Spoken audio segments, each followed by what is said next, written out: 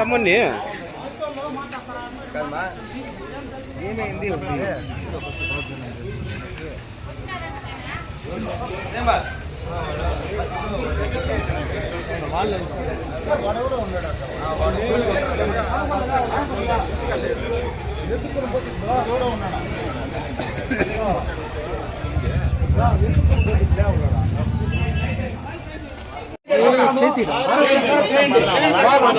రక్షణ లేకుండా వచ్చినా మీరేం చర్య తీసుకున్నారు?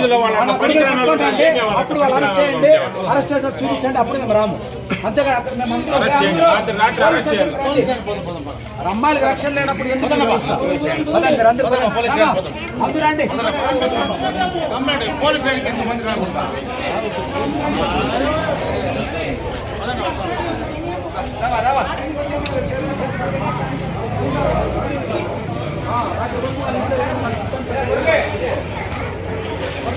ఒక్కొక్క ఓట్లు వేయించుకోవాలి, కానీ ఇట్లంతా జనాలు ఎందుకు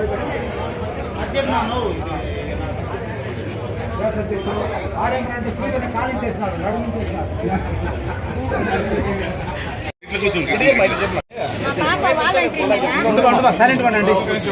మా పాప వాలంటరీ మేము బయటకు వెళ్ళిపోయినాము.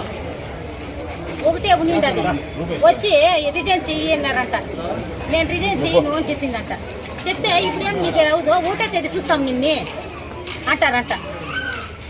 వాడి పేరు ఐదరు, వాడి పేరు Ganesh, Mallesh, Naveen, Shyam councillor, ex councillor. వాళ్ళు మళ్ళీ వచ్చినారు మాట్లాడుతున్నా. నేను దూరనాల చెంగన్న వీధిలో డీసీ సీట్ల కాపురముంటున్నాను. ఇక్కడ మా సొంత బంధువులైన మా వాళ్ళ వాలంటీర్స్ వాళ్ళు హైదర్ అనే అతను కౌన్సిలరు, పక్క వార్డు కౌన్సిలర్, ఈ వార్డులో ఉండే వాలంటీర్ని గణేష్, మల్లేష్ అనే వాళ్ళు దౌర్జన్యంగా పెద్దోళ్ళు పొలం పనులకు పోయినప్పుడు వాలంటీర్స్ మాత్రమే ఇద్దరు ఉండేటప్పుడు వాళ్ళని బలవంతంగా రిజైన్ చేయమని చెప్తా ఉన్నారు. ఈ విషయం తెలిసి నేను వచ్చి వాళ్ళని అడ్డుకున్నాను. ఇది గవర్నమెంట్ ఇచ్చిన జాబు, మీరు ఎట్లా బలవంతంగా రిజైన్ చేసేదానికి హక్కు ఉంది.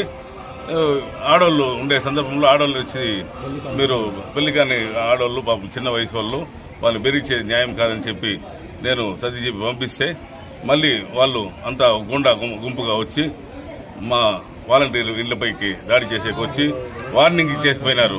మీరు కానీ రాజీనామా చేయకపోతే 1వ తేదీ నుంచి మీ కథ చూస్తామని బెదిరించేసిపోతారు. వాళ్ళని మారి అంతా వాళ్ళకి ఎవరు దిక్కుంటారా, ఎవరు మనుషులు లేనప్పుడు దీన్ని తీవ్రంగా ఖండిస్తున్నాం. మేము ఉండేటప్పుడు ఒక కౌన్సిలర్ వెళ్ళి నేరుగా వచ్చింది వాలంటీర్గా మారాల్సిన అవసరం ఏముంది? ఆమె చిన్న బాబా వాలంటీర్ ఇంటికి ఆమె ఒకటిగా ఉన్నప్పుడు ఎలా వెళ్తారు అతను కౌన్సిలర్?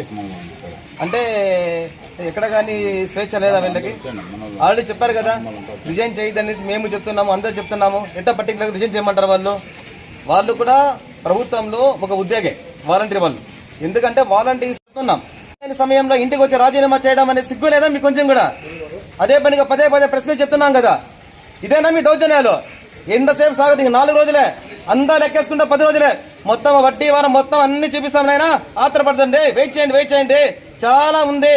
ఒక్కరు కూడా మీ పక్క ఎవరు లేరు. వచ్చే తెలుగుదేశం పార్టీ గుర్తుపెట్టుకోండి, ఊరికే ఓవరాక్షన్ చేయొద్దండి.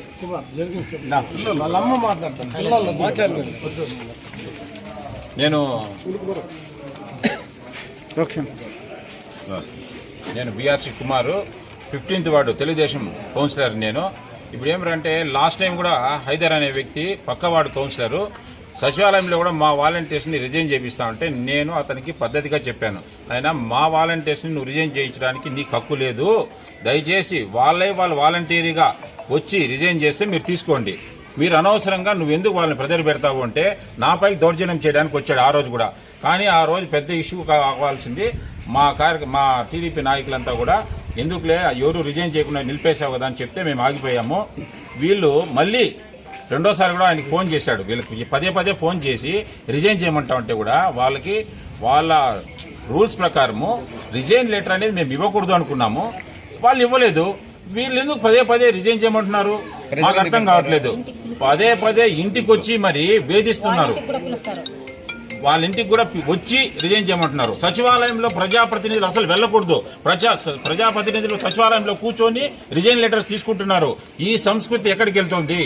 దయచేసి తెలుగుదేశం గవర్నమెంట్ వస్తే 10,000 రూపాయలు ఒక వాలంటీర్కి ఇస్తారు. వాళ్ళకి పేరు వస్తుందని ఒక దురుద్దేశంతో ఇలాంటి కార్యక్రమాలు వాళ్ళు చేపడుతున్నారు. మా వాలంటీర్స్ దగ్గర మరి స్త్రీ వాలంటీర్లు, ఆడ వాలంటీర్లు 6 మంది ఉన్నారు. 6 మంది రిజైన్ చేయలేదు. వాళ్ళకి రిజైన్ చేస్తే వాళ్ళకి ఉద్యోగ భయంతో రిజైన్ చేయకపోతే వాళ్ళ ఇంటి దగ్గరకు వచ్చి ఈరోజు 5 గంటలకి రిజైన్ చేయమని పదే కోరారు. కానీ రిజైన్ చేయకపోతే వాళ్ళు గూండాల్లాగా దాదాపుగా 20 మంది వచ్చి వీధంతా హల్చల్ చేసి వెళ్లారు. ఇటువంటిది చట్టాలు ఉన్నాయా, న్యాయాలు ఉన్నాయా లేదా? ఈ వైఎస్ఆర్సీపీ గూండాలని అడ్డుకునే వాళ్ళు లేరా? నెక్స్ట్ తెలుగుదేశం పార్టీ గవర్నమెంట్ వస్తుంది, మీకు అందరికీ తగిన బుద్ధి చెప్తాం.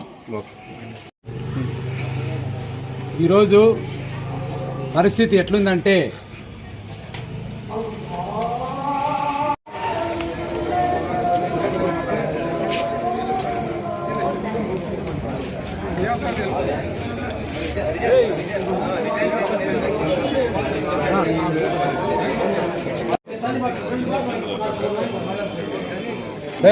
కాబట్టి దయచేసి అధికారులు దీన్ని గమనించి వాళ్ళు వచ్చి వాళ్ళు ఎవరైతే బెదిరించినారో, ఎవరైతే బ్లాక్మెయిల్ చేస్తున్నారో వాళ్ళపైన చర్య తీసుకోకపోతే తెలుగుదేశం పార్టీ అమరావతి ఆధ్వర్యంలో తీవ్రంగా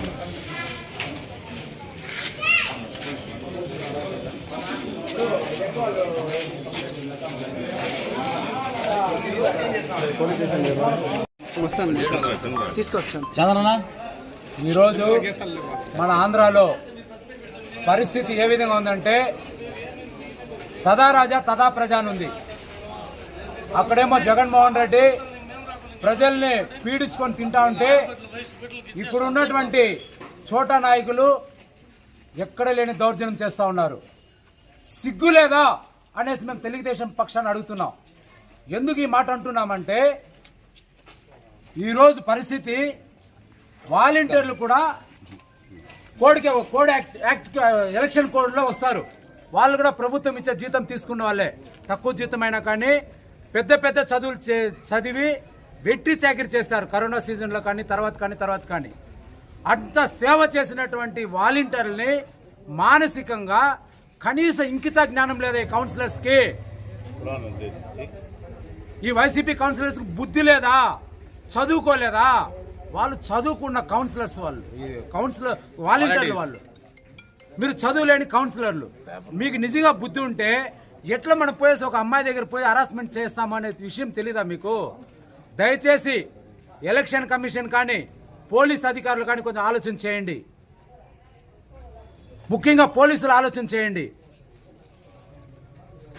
ఇప్పుడు ఎలక్షన్ కోడ్ ఉంది.